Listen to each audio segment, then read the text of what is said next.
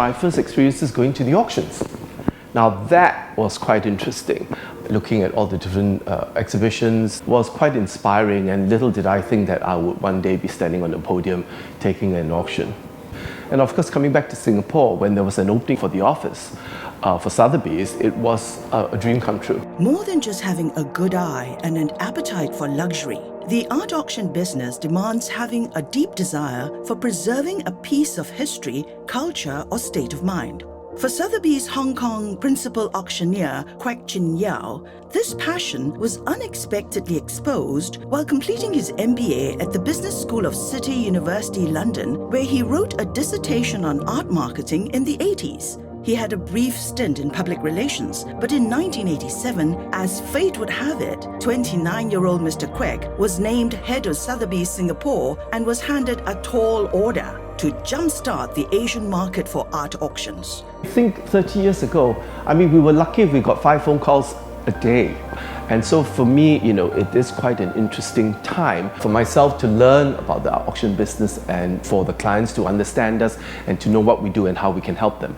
It was an uphill battle for a few years until Mr. Quek finally broke new grounds in the Asian art scene. When he joined in the 1980s, at the age of 29 and became the head of Singapore, he was actually the youngest person ever who became a member of our Asian senior management team. And then he switched from management to expertise.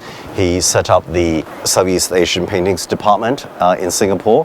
Now he's deputy chairman in Asia, and also continues to mentor the third generation experts, specialists in jewelry, and is head of our jewelry department. Now the art market is very international. That is also one reason why we moved the Singapore sales up to Hong Kong. Moving it up gave Southeast Asian art a more international platform.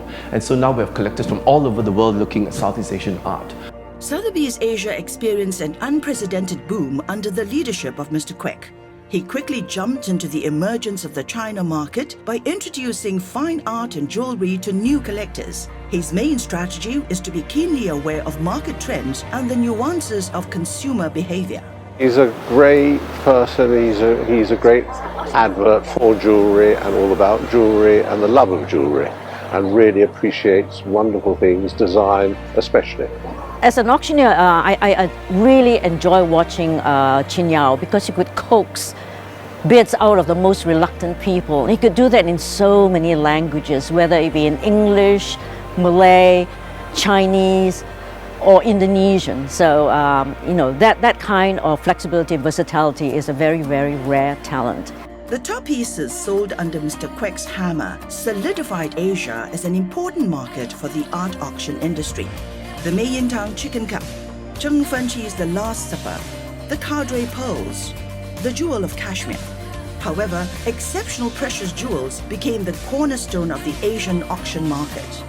Most notable are the 8.41 carat purple pink diamond, the legendary Hutton Midivani Jedi bead necklace, and the 118.28 carat D color flawless diamond that fetched a staggering $30.6 million in 2013. Sotheby's and Dior partnered to launch a line of jade jewelries. The centerpiece of the collection, a necklace sold for 4 million Hong Kong dollars. In 2016, Sotheby's Asia contributed $145.9 million or 18% of the brand's worldwide revenue.